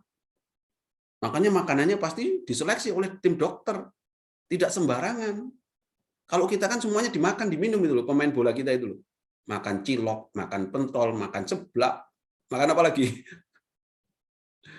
Just juice. Lah, jus, es teh, habis olahraga langsung minum es. Akibatnya apa? Baru 20 menit selesai cara bermainnya. Bahkan seorang Lionel Messi itu sudah punya, dengan sains dia bisa mengukur kalau saya menendang 20 meter ke Luis Suarez, jaraknya 20 meter. Bagaimana ayunan kaki itu berapa derajat diayunkan. Ditendang dek sampai pada Messi pas 20 meter. Itu namanya by design. Sehingga kalau Barcelona menang lawan Persija Jakarta, itu by design. Tapi kalau Persija menang lawan Barcelona, itu namanya by accident. Itu kan begitu kan logikanya. Kalau Persija kok bisa menang lawan Barcelona, ini berarti accident itu. Kecelakaannya Barcelona itu. Karena yang satu by design, yang mungkin yang lain enggak itu. Nah, ini ilmu. Ya. Dan ilmu itu awalnya memang dimotori dari kemampuan berpikir tadi. Sehingga kalau kita mau menyelesaikan masalah masih mistis, ada tanah kok subur ya? Kok bisa tanah ini subur ya? Cara berpikirnya mistis. Oh, di tanah ini ada Dewi Sri, ada Dewi Kesuburan. Itu kan mistis. Tapi kalau orang rasional logis, diambil tanahnya, dibawa ke laboratorium, diteliti. Oh, ketemu. Ternyata tanah ini mengandung zat organisme yang membuat tumbuhan di atasnya akan tumbuh berkembang dengan cara yang bagus. Dewi Sri itu ternyata zat organisme tadi loh. Kan begitu nalar berpikir logisnya itu. Ya kan? Kita punya penyakit kulit. Ya kan? Suatu saat mandi di pemandian air panas, kalau di tempat saya itu ada namanya pemandian air panas namanya pacet.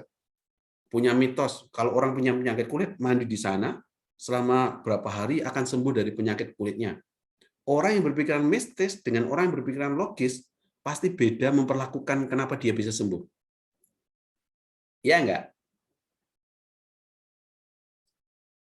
Halo. Iya. Iya, Pak. Kalau yang orang berpikir mistis akan berpikir apa? Mungkin disembuhkan Ya, oleh kesembuhan benar. gara-gara Bahwa itu obat. memang bisa nyembuhin. Air ini menyembuhkan, air ini sakral, dipuja-puja. Air ini ada yang bau rekso, ada dewa penunggu di dalam air ini. Misalnya begitu kan? Tapi kalau orang berpikir, sebagai sebuah pedoman hidup nggak apa-apa. Pedoman kehidupan dalam konteks bahwa orang nggak boleh mengeksploitasi air dan sebagainya supaya orang takut mengeksploitasi tanah dan sebagainya. Kalau kalian baca bukunya, novelnya Ayu Utami judulnya Bilangan Fu itu, kritik atas rasionalisme, kritik atas modernisme, kalau kalian baca Bilangan Fu-nya Ayu Utami.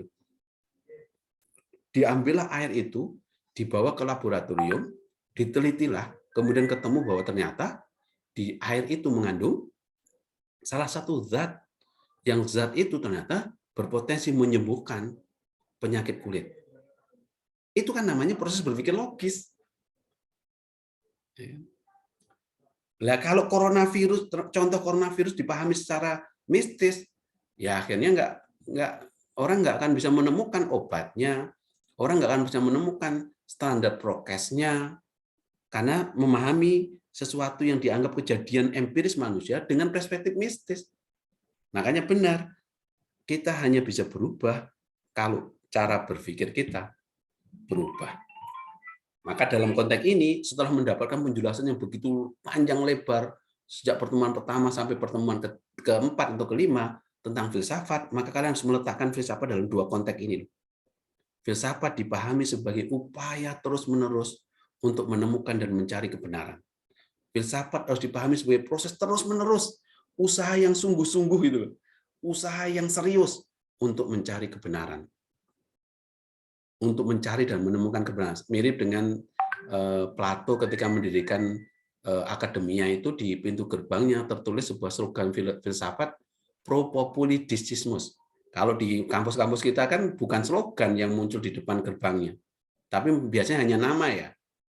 Kalian masuk mau masuk di pintu gerbangnya kampus kalian mesti ada tulisan UBB, Universitas Bangka Belitung, kan gitu ya? Iya. Masuk ke UNER, Universitas Erlangga, masuk ke Bulak Sumur Jogja, UGM. Tapi kalau akademianya Plato tertulis slogan di depan pintu gerbangnya, pro populi discismus. Apa artinya? Aku belajar menemukan kebenaran dan mengabdi untuk kepentingan kemanusiaan. Pro populi. Aku belajar di akademia untuk menemukan kebenaran dan mengabdi untuk kepentingan kemanusiaan. Itu kan luar biasa slogannya. Artinya apa? Setiap orang yang belajar di dunia akademik, di kampus-kampus, orientasinya harus jelas bahwa dia berusaha untuk menemukan kebenaran keilmuan. Setelah kebenaran keilmuannya didapat, baru kemampuan itu diabdikan untuk kepentingan kemanusiaan. Maka nggak ada kampus yang kontradiksi dengan kemanusiaan. Nggak ada. Nggak ada kampus yang mengajarkan nilai-nilai yang bersifat kontraproduktif dengan nilai kemanusiaan, nilai keadilan, nilai kebenaran, nilai kebangsaan. Nggak ada. Cari kampus di seluruh dunia ini loh. Kalau yang mengajarkan sesuatu yang ada kontradiksi-kontradiksi itu nggak ada. Kampus pasti akan diarahkan untuk sama-sama mencari value, kebenaran, keadilan, kemanusiaan, dan sebagainya. Filsafat harus dipahami itu loh. Maka seorang yang belajar ilmu pengetahuan harus betul-betul punya kemauan dan kemampuan yang sungguh-sungguh bahwa orientasi kita menemukan kebenaran. Bukan mencari selembar sertifikat namanya ijazah. Selembar sertifikat namanya ijazah itu nanti kalau kita sudah punya kemampuan menemukan itu gitu loh. Tapi sekarang justru itu yang utama. Ya enggak? Ayo teman-teman mengaku enggak? Orang kuliah orientasinya apa sekarang ayo? Bener enggak sekarang? Benar. Ya, orientasi sekarang itu mencari selembar sertifikat namanya ijazah. Kalau ijazah sudah didapatkan, maka tujuan berikutnya adalah mencari Pekerjaan. lapangan pekerjaan. Sehingga yang pertanyaan yang muncul di masyarakat, kalau kita kuliahnya jurusan apa? Jurusan apa itu sudah menandakan kelas sosial, kata Bourdieu. Selera jurusan menentukan kelas sosial, kata gitu kan. Kalau dia kedokteran, kelas sosialnya seperti ini. Kalau dia humaniora, kelas sosialnya seperti ini. Kata Bourdieu loh ya. Itu butuh riset yang mendalam itu. Sehingga kok jurusanmu ini tuh, wah masa depannya suram. Selalu seperti itu kan masyarakat ya? Iya, Pak. Padahal kalau kita belajar sungguh-sungguh di sebuah program studi, sungguh-sungguh berorientasi menemukan kebenaran di bidang itu, maka dampaknya pekerjaan akan datang ke kita. Karena kita punya kemampuan itu. Nggak ada ilmu pengetahuan yang diajarkan di kampus tapi tidak kontributif pada masyarakat itu. Nggak ada. Semuanya pasti kontributif. Sepanjang kita bisa menemukan kebenaran tadi.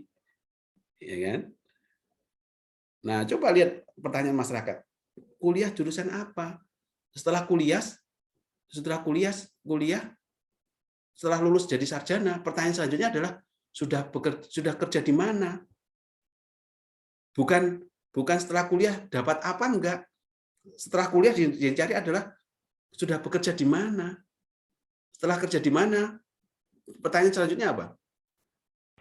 Itu kapan mau menikah biasanya, Pak? Oh, belakangan itu. Setelah bekerja, pertanyaannya apa? Gajinya berapa? Setelah gajinya berapa? Sudah beli apa? Semua pertanyaan itu adalah pertanyaan material.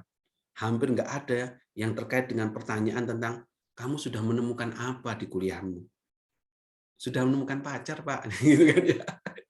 4 tahun saya kuliah, mosok Pak 4 tahun kuliah nggak bisa dapat pacar. Saya dulu waktu saya kuliah, ya itu memori masa lalu. Di skripsi saya tulis Saya kalau nguji skripsi itu kadang-kadang saya lihat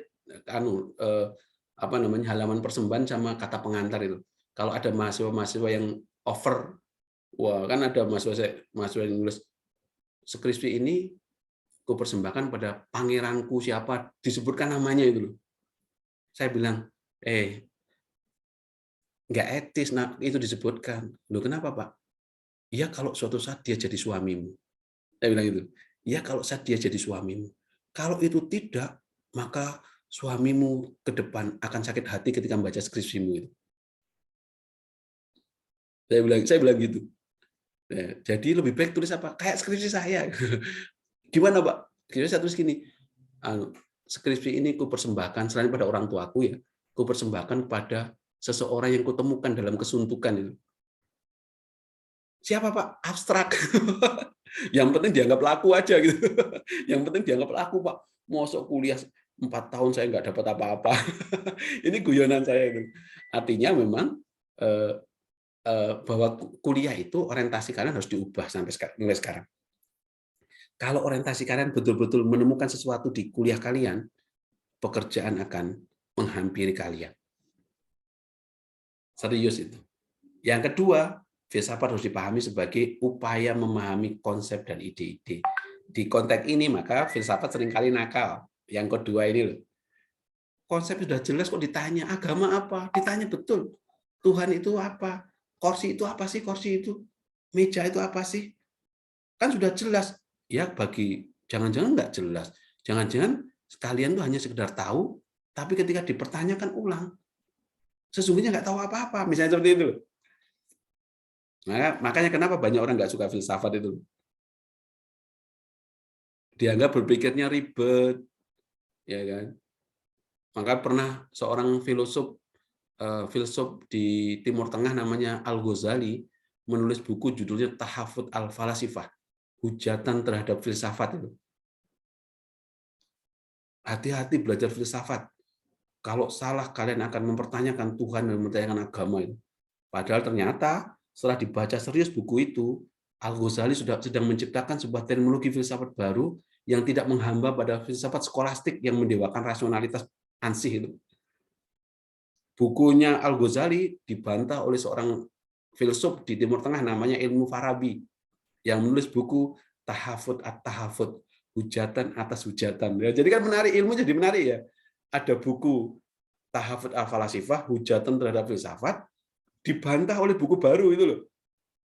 Hujatan atas hujatan. Jadi kan menarik ilmu itu. Itu namanya dialektika. Ilmu selalu berkembang dari proses dialektis. Saling mengafirmasi, mengkonfirmasi, mengkontradiksi, muncul tesis baru. Sokrates punya murid namanya Aristoteles, punya murid namanya Plato. Plato belajar serius pada Sokrates, di kemudian hari Plato menolak pikirannya Sokrates. Plato punya murid namanya Aristoteles. Aristoteles belajar serius pada Plato, di kemudian hari Aristoteles menyempurnakan pikirannya Plato. Marx belajar serius pada Hegel, yang dia percaya bahwa Hegel itu selesai semua ilmu pengetahuan. Tapi di kemudian hari Marx mengkritik pikirannya Hegel. Artinya itulah yang disebut dengan proses dialektika pemikiran, ya kan? Tesis melahirkan antitesa, antitesa melahirkan sintesa baru. Maka perjalanan pengetahuan memang yang muncul dari ide-ide yang seringkali bersifat seolah mempersoalkan segala sesuatu tadi, ya kan? Yang benar pada zamannya dikritik, muncul sebuah terminologi baru, terus menerus. Itulah ilmu pengetahuan. Karya sastra, pujangga balai pustaka, muncul pujangga baru, muncul kanonisasi sastra yang berbeda, muncul sastra wangi misalnya, muncul sastra seksual misalnya seperti itu. Nah, memang itu dinamika. Dan justru karena itulah ilmu pengetahuan menjadi sesuatu yang menarik untuk dipelajari. Ini nggak usah, karena ini sama dengan di atasnya. Bagaimana kita mendudukan filsafat. Ini cabang-cabangnya. Saya yakin Pak Hersa dan Prof. Bagong sudah, sehingga filsafat itu hampir semuanya nggak ada yang nggak dipelajari oleh filsafat itu. Karena dia menjadi mother of science tadi.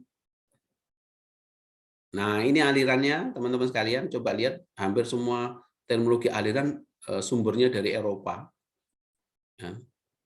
Nggak ada Asia, bahkan Indonesia nggak ada. Positivisme ditemukan oleh Listiono Santoso itu nggak ada. Oleh Ahmad Burhani itu nggak ada. Saint-Simon, Auguste Comte, dan sebagainya. Ini tadi sudah saya jelaskan, ini juga sudah, ini juga sudah. Nanti ini saya sampaikan ke teman-teman. Nah, teman-teman sekalian, ini yang terakhir tentang landasan ilmu pengetahuan. Bahwa ilmu pengetahuan itu, apapun disiplin ilmunya, pasti punya 3 landasan pokok. Yang satu ontologis, ontologi ilmu, mempertanyakan tentang apa yang dipelajari ilmu. Ya kan? Kalau ontologi secara umum itu mempelajari tentang hakikat yang ada itu apa sih? Ya kan? Maka dia menyatakan ada yang ada dalam kenyataan, ada dalam angan-angan, ada dalam dunia ide, dan sebagainya. Ilmu itu mempelajari apa? Secara ontologis, ilmu adalah sebuah pengetahuan yang mempelajari tentang sesuatu yang ada dalam kenyataan. Misalnya, kita harus bisa membedakan antara yang ada dan yang nyata. Setiap yang nyata itu pasti ada, tapi setiap yang ada itu belum tentu nyata. Mulai bingung pesawat ini ya. Gelas ini ada dan nyata, maka gelas ini pasti bisa dipelajari, terbuat dari apa dan sebagainya. Kepribadian itu nyata enggak? Ada, Pak. Ada, tapi nyata enggak? Enggak. Kalau enggak nyata, lalu ilmu psikologi mempelajari apa?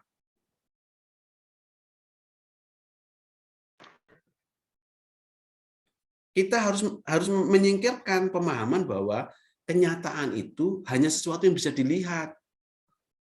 Ya kan? Panca indera manusia itu kan ada 5 kan, yang bisa dilihat, yang bisa dirasakan, dibaui, yang segala sesuatu yang masuk dalam ruang panca indera manusia itu bisa empiris dan itu pasti bisa diteliti.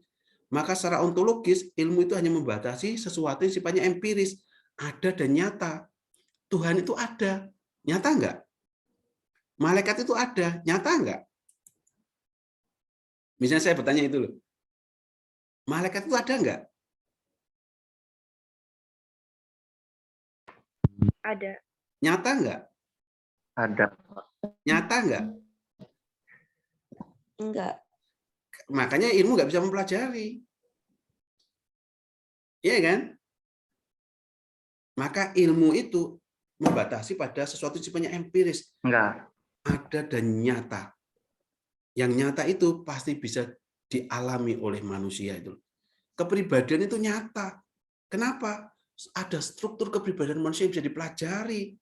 Sehingga muncullah teori psikoanalisis bahwa dalam struktur tubuh manusia ada id, kepribadian manusia ada id, ego, superego. Ya kan?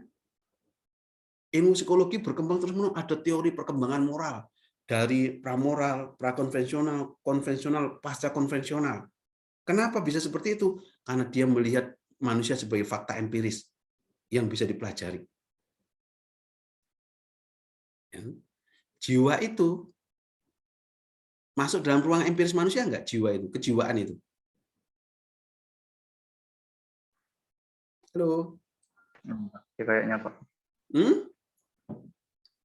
Masuk enggak? Nyata enggak dia? Halo? Nyata enggak? Oh, masuk. Masuk. Enggak. Kalau enggak, lah rumah sakit jiwa itu rumah sakit yang mau menyembuhkan apa? Dokter ahli jiwa atau psikiater itu belajar apa kemudian kalau itu enggak sesuatu enggak bisa dipelajari? Iya kan?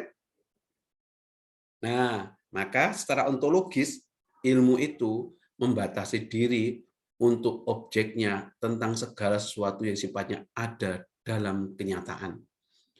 Nyata, ada dalam kenyataan adalah sesuatu yang sifatnya empiris yang bisa dialami oleh manusia. Sesuatu yang nggak bisa dialami oleh manusia, yang non-empiris, ilmu pengetahuan nggak akan sanggup membuktikannya. Tapi manusia bisa berspekulasi tentang sesuatu yang ada di sebuah tempat. Tapi suatu saat yang ada itu kalau bisa dibuktikan, maka dia menjadi nyata. Misal seperti ini. Dalam tata ruang galaksi kita, kira-kira matahari itu ada berapa? Satu. Satu. Kenapa kita mengatakan satu?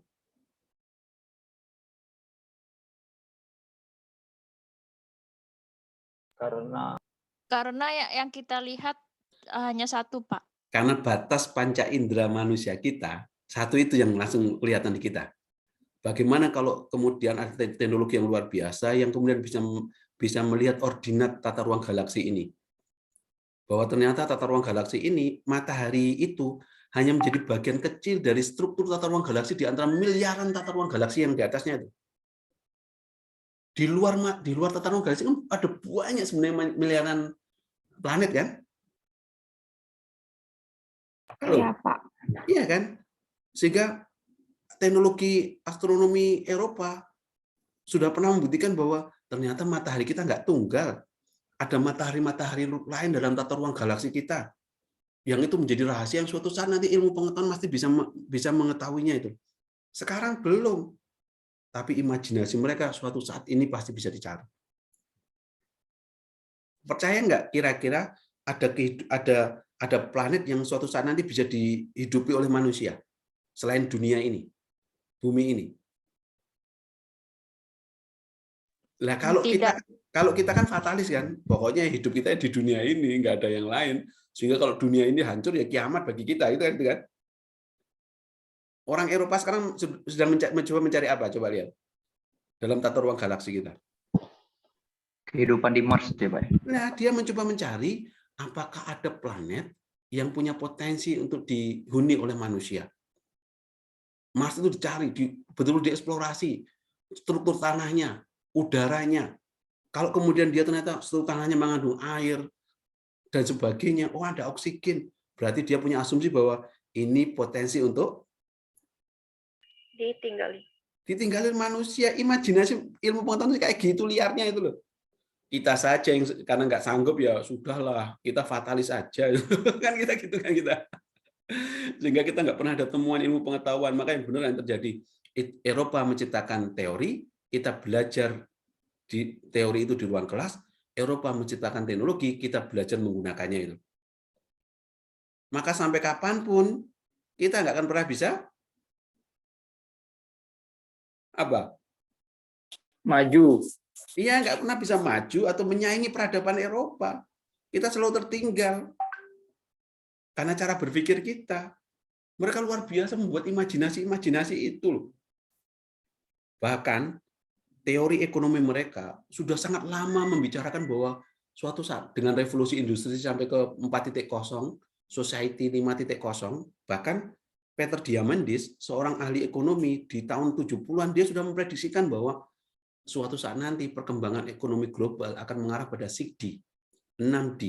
Yang pertama adalah yang pertama adalah digitalisasi, yang kedua adalah deceptions, yang ketiga adalah disruptions, yang keempat adalah dematerialisasi, yang kelima adalah demonetisasi, dan yang terakhir adalah demokrasi. Digitalisasi sudah dilampaui dari analog ke digital, ya kan? Itu sudah tahun 70-an. Suatu saat nanti perkembangan manusia ini dari analog ke digital. Orang nggak lagi suka baca buku teks analog, tapi e-books. Ya kan? Orang nggak akan lagi menyimpan dulu kamera Kodak akan meyakini bahwa kamera Kodak adalah kamera dengan tingkat resolusi cahaya yang luar biasa. Meskipun Android menciptakan kamera, dia yakin nggak akan bisa menyaingi itu. Tapi ketika karena Android bisa menciptakan kamera di dalam handphone itu dari telepon genggam dia, maka apa yang terjadi pada kamera Kodak? Apa yang terjadi sekarang? Dulu kan dulu waktu saya kecil, kalau mau cetak foto, kita bawa klis ya. Bawa lembar kecil dicetak ke foto studio kan?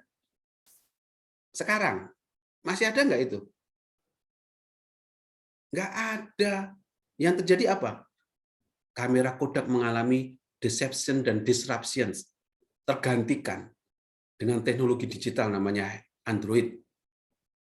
Kan? Ojek konvensional tergantikan dengan Gojek. Itu namanya disruptions. Dan Eropa sudah membayangkan itu loh, dunia itu nanti itu. Setelah disruption muncul namanya dematerialisasi. Suatu saat nanti kita nggak butuh ruang untuk menyimpan barang, untuk sekolah dan sebagainya itu. Karena untuk menyimpan barang cukup dengan Google Drive. Bahkan kalau belanja nggak perlu ke Transmart, nggak perlu ke Carrefour, nggak perlu ke mall, tapi apa? Gadget kita ini menyimpan jutaan barang yang siap kita beli itu. Namanya apa ya? E-commerce, Pak. E-commerce, ada Tokopedia, ada Lazada. Iya kan? Itu namanya dematerialisasi. Kuliah suatu saat butuh nggak ruang bangunan itu? Kita sekarang coba lihat kita sekarang ini. Ayo kita sekarang coba kita lihat.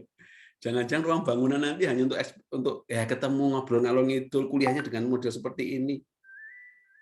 Dan setelah dematerialisasi munculnya namanya demanisasi. Suatu saat nanti kita nggak perlu mencetak uang. Ada namanya imani. Ya kan? Sehingga suatu saat nanti kalau di TikTok itu ada, "Bang, lihat isi dompetnya dong." Pernah nggak di TikTok itu? Isinya ratusan ribu. Nggak penting ke depan nanti. Cukup dengan kartu yang isinya uang tadi loh. Sehingga semua transaksi dengan imani. Ya kan? Ke depan nanti ada namanya demokrasi. Suatu saat nanti orang akan sampai pada tingkat saling berbagi secara ekonomi itu. Maka ini yang menciptakan ekonomi kreatif yang membuat dunia semakin menjadi, kalau Renal Kasali menyebut sebagai ledakan kreativitas itu. Anak muda yang kreatif nanti yang bisa bertahan hidup itu, yang bisa menciptakan peluang-peluang luar biasa itu. Coba namanya Nadiem Makarim gitu kok tiba-tiba bisa menciptakan Gojek itu, dan dia menjadi triliuner, menjadi orang yang sangat kaya dengan Gojek hanya menciptakan aplikasi. Ya kan? Nah, itu secara ontologis. Secara epistemologis, bagaimana ilmu itu dipelajari? Dengan menggunakan apa? Supaya kita bisa menemukan kebenaran? Halo? Supaya Metode sih, Pak. dengan metode. Maka secara ontologis ilmu itu empiris, secara epistemologis ilmu itu pasti metodis.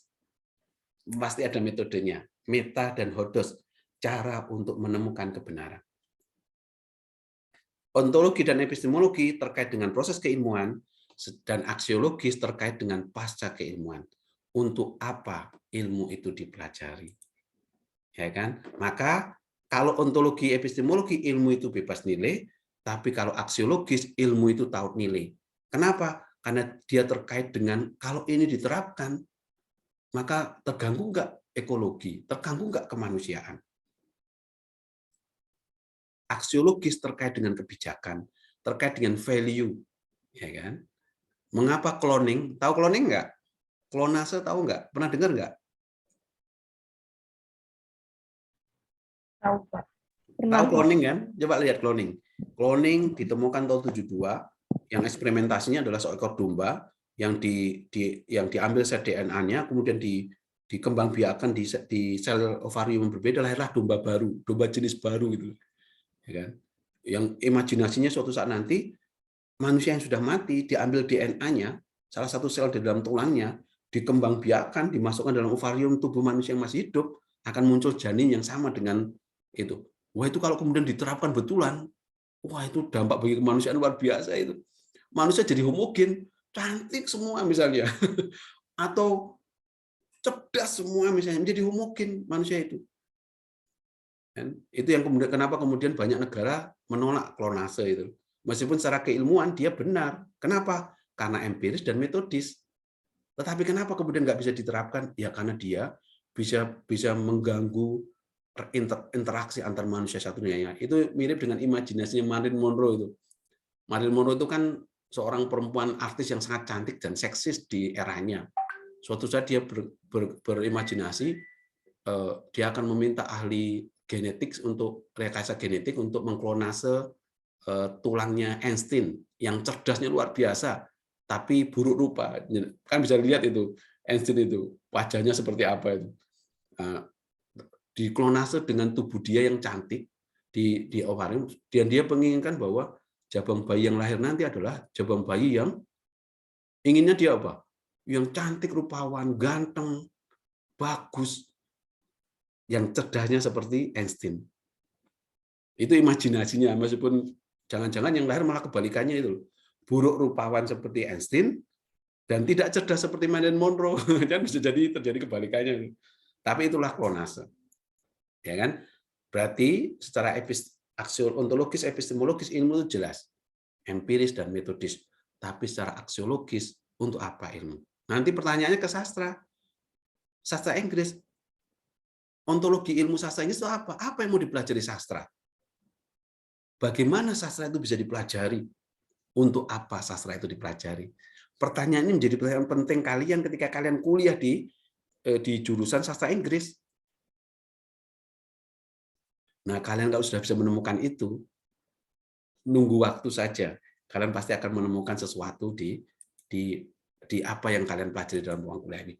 Oke, teman-teman, sudah 2 jam ya? Sudah 2 jam, ngapunten, mohon maaf.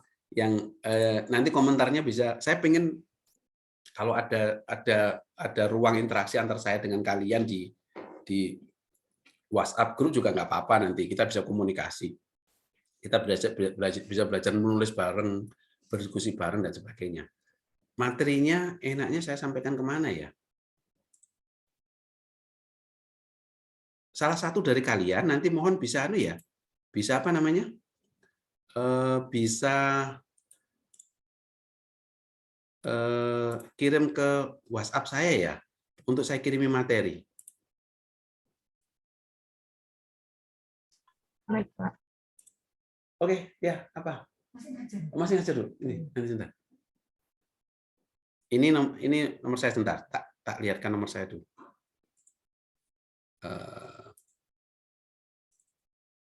Mana ya?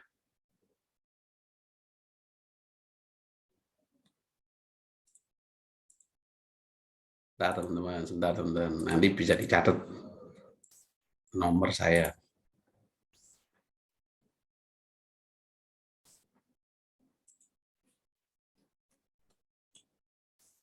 Nah, ini monggo. Itu nomor saya. Nama saya Listiono. Aslinya Jogja. Sudah pernah ke Jogja belum? Ya, teman-teman. Ayo main Belum, ke Jogja. Ayo main ke Jogja. PKL-nya ke Jogja itu loh. Tapi rumah saya di Sidoarjo, dekat Surabaya. Ya, tapi asli saya di sana. Ini ada nomor HP saya. Nah, monggo nanti bisa komunikasi. Salah satu kontennya WA saya, nanti akan saya kirimkan materinya. Itu ya, teman-teman sekalian ya. Ini buku-buku saya.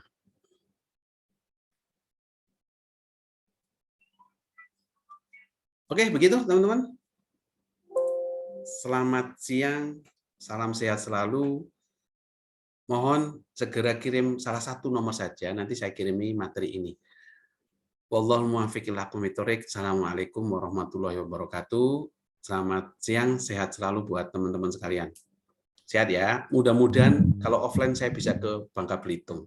Mimpi saya bisa ke Bangka Belitung itu. Maksud hanya baca bukunya Andrea Hirata saja itu. Oke ya, sukses ya. Terima kasih, Pak. Oke, terima kasih sama-sama. Terima kasih, Pak. Saya tutup ya. Terima kasih, Pak. Iya.